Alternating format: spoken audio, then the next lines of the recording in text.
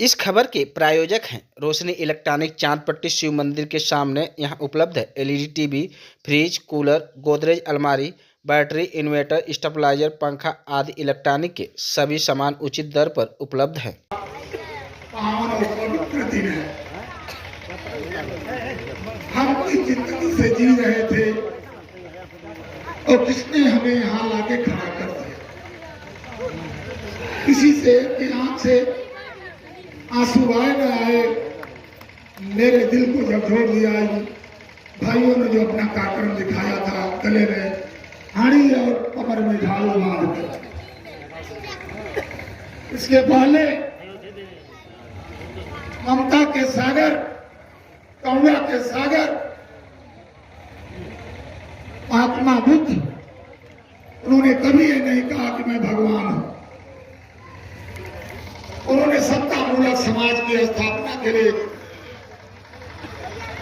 जो उन्होंने संदेश दिया,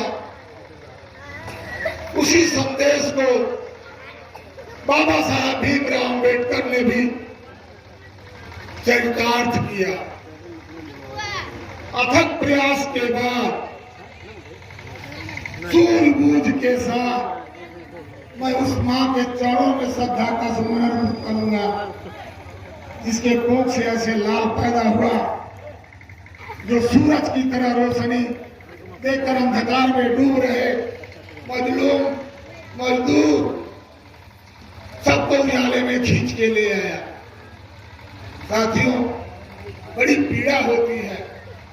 हम लोग तो एक तरह से बहुत ही बाद में पैदा हुए, कम से कम शुद्ध भोजन मिल रहा है। अगर थोड़ा भी तन मन हिला दे तो खाने की कमी नहीं रहती। आप सोचो कि आज के 100 साल पहले 134वीं जन्मदिन हम लोग मना रहे हैं। अब बताओ कि उस समय कितना छुआछूत था, जिसको पढ़ने का अधिकार नहीं,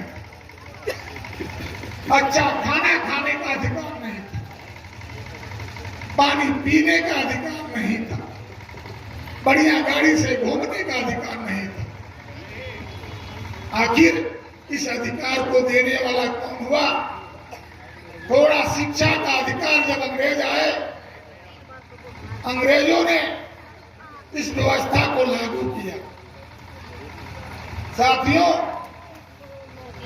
इस व्यवस्था शिक्षा ज्योतिबा फुले कुछ पढ़े उसी में अंग्रेजों के द्वारा दिया गया ताकत, तब भी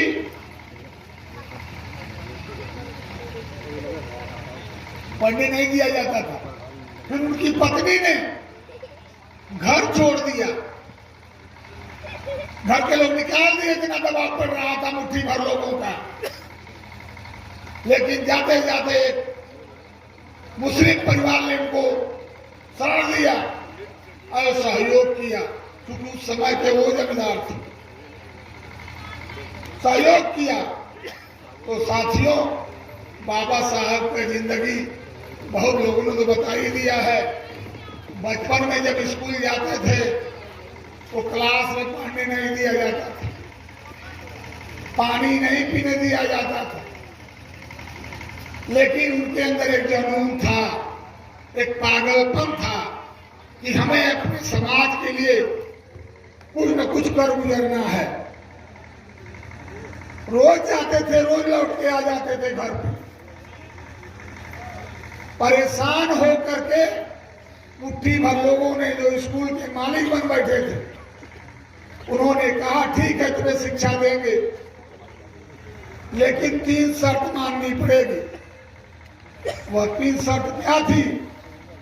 बाबा साहब ने कहा, बचपना था, जो आप कहेंगे हम स्वीकार करेंगे, लेकिन पढ़ेंगे जरूर। तो कहा उन्होंने कि 3 शर्त आपके सामने है। पहला, कि आप क्लास में नहीं बैठोगे, क्लासरूम में नहीं बैठोगे, आपको क्लास के बाहर बैठना पड़ेगा। उन्होंने कहा ठीक है। दूसरा, कि स्कूल के टाट पर नहीं बैठोगे, जो टाट बिछाया जाता है बोरे, उसको अपने घर से लेके आना और बैठ के पढ़ना। उन्होंने वो भी स्वीकार कर लिया। तीसरा कि जो स्कूल में घड़े में पानी रखा गया है, उस घड़े के पानी को आप पियोगे नहीं, छुओगे नहीं। वहां जो चपरासी होगा, तो चपरासी हम लोग कैसे रखे जाते थे, थोड़ा हम लोग दूध दही खिलाते थे ना उस समय। यादव वंश के पास गाय भैंस रहती थी, लेकिन स्तर वही था जो बाबा साहब का था, कोई परिवर्तन नहीं था। अब उसका मन करे पिलाए ना पिलाए।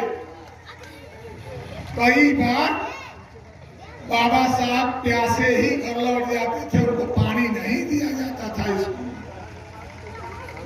मैं वो भगवान या राजा का हूं, जब किसी तरह से पढ़ते पढ़ते, लेकिन इच्छा नहीं थी, खत्म होती थी पढ़ने के लिए, तो कोल्हापुर के राजा ने इनको बाहर भेजना। उस समय पासपोर्ट नहीं लगता था, लंदन भेजा।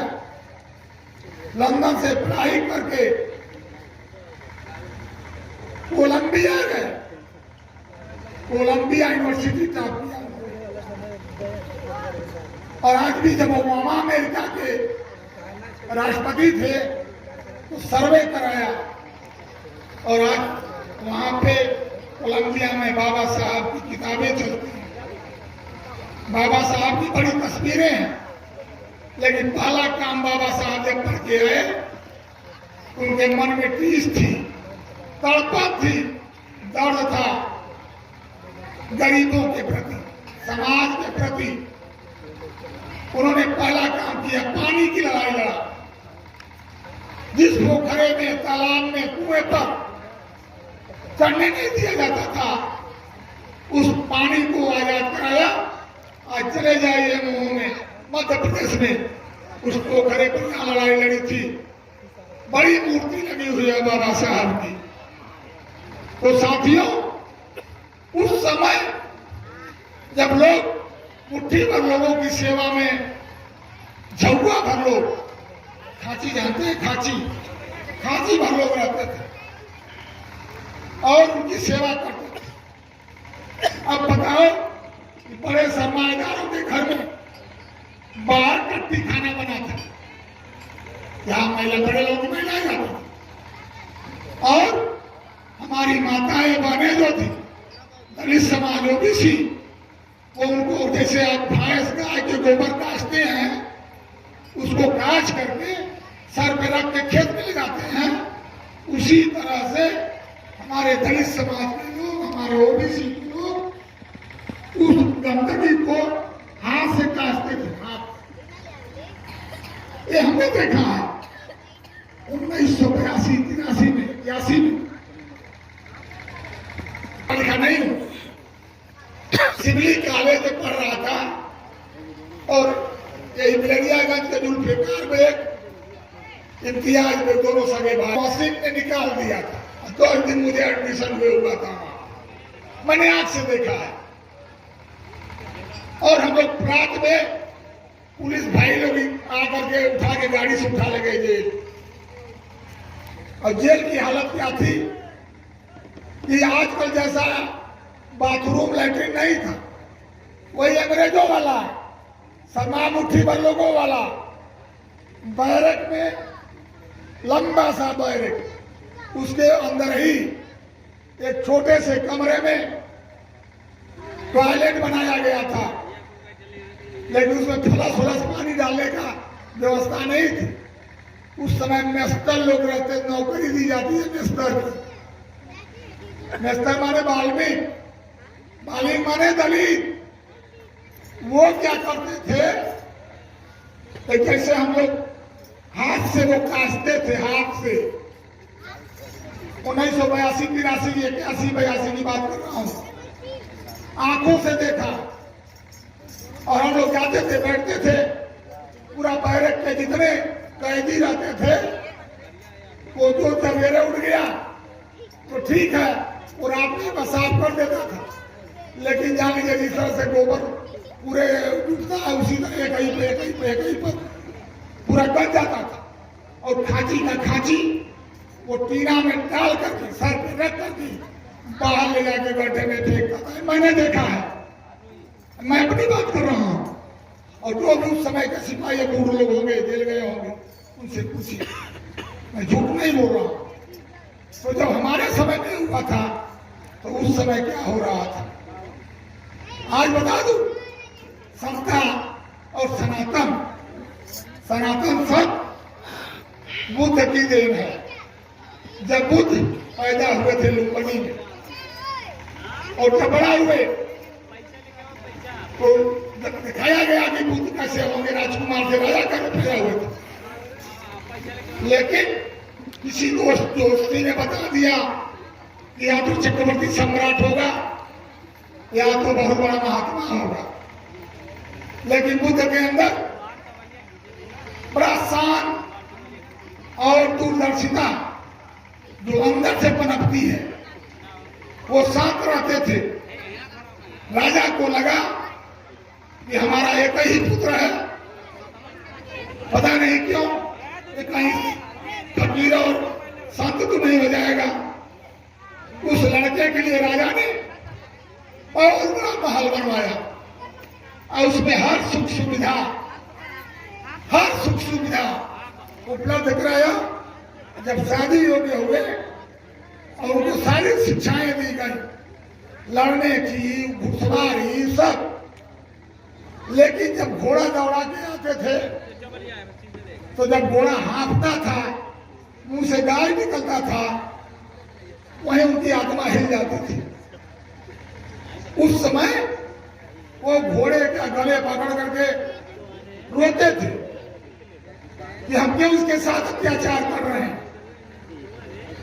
फिर उनकी शादी कर दी गई। शादी के बाद एक बच्चा पैदा हुआ। उस बच्चे को जब वैराग्य हुआ, घर से निकले प्रजा में घूमने के लिए, पहले देखा एक बूढ़ा आदमी डंडा लेके चल रहा है। उनको झटका लगा, रथ रोकवा दिया साथी से, कहा ये क्या हो, क्यों ऐसे हैं। उस बुजुर्ग ने कहा कि बेटा एक दिन आप भी इसी तरह हो जाओगे। रथ लौटा लिया। लौटाने के बाद फिर दूसरे दिन निकलते हैं। 4 लोग एक सौ को कंधे पर लेके जा रहे हैं।